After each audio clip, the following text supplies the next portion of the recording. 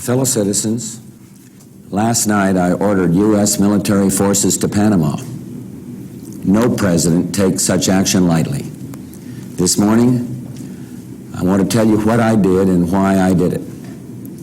For nearly 2 years, the United States, the nations of Latin America and the Caribbean have worked together to resolve the crisis in Panama. The goals of the United States have been to safeguard the lives of Americans, to defend democracy in Panama, to combat drug trafficking, and to protect the integrity of the Panama Canal Treaty. Many attempts have been made to resolve this crisis through diplomacy and negotiations.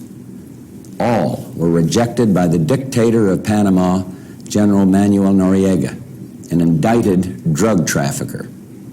Last Friday, Noriega declared his military dictatorship to be in a state of war with the United States and publicly threatened the lives of Americans in Panama.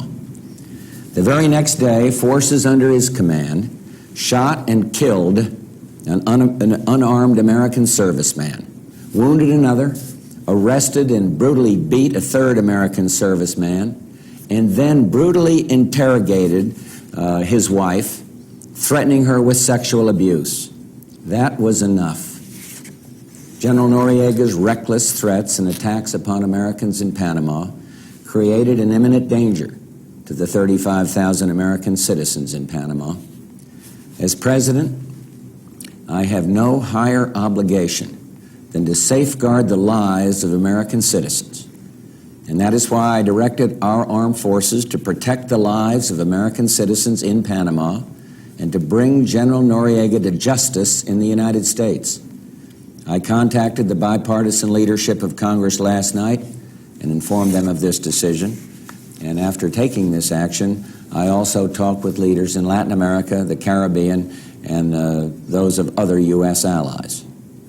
At this moment, U.S. forces, including forces deployed from the United States last night, are engaged in action in Panama.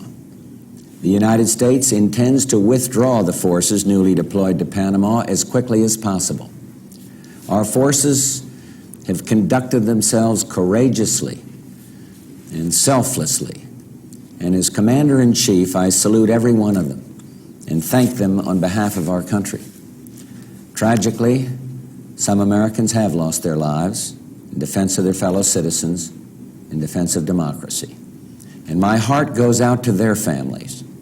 We also regret and mourn the loss of innocent Panamanians. The brave Panamanians elected by the people of Panama in the elections last May, President Guillermo Endara and Vice Presidents Calderon and Ford, have assumed the rightful leadership of their country. You remember those horrible pictures of newly elected Vice President Ford, covered head to toe with blood, beaten mercilessly by so-called dignity battalions. Well, the United States today recognizes the democratically elected government of President Endara. I will send our ambassador back to Panama immediately. Key military objectives have been achieved. Most organized resistance has been eliminated, but the operation is not over yet. General Noriega is in hiding. And nevertheless, yesterday, a dictator ruled Panama, and today, constitutionally elected leaders govern.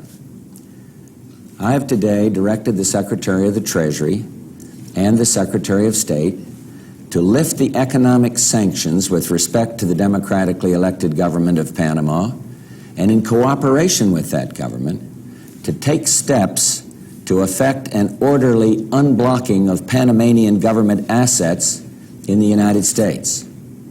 I am fully committed to implement the Panama Canal Treaties and turn over the canal to Panama in the year 2000. The actions we have taken and the cooperation of a new democratic government in Panama will permit us to honor these commitments.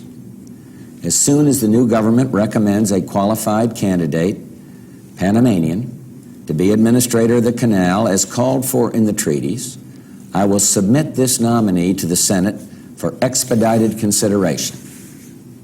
I am committed to strengthening our relationship with the democratic nations in this hemisphere.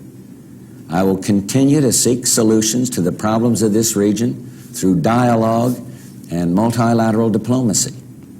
I took this action only after reaching the conclusion that every other avenue was closed and the lives of American citizens were in grave danger. I hope that the people of Panama will put this dark chapter of dictatorship behind them and move forward together as citizens of a democratic Panama with this government that they themselves have elected. The United States is eager to work with the Panamanian people in partnership and friendship to rebuild their economy. The Panamanian people want democracy, peace, and the chance for a better life in dignity and freedom. The people of the United States seek only to support them in pursuit of these noble goals. Thank you very much.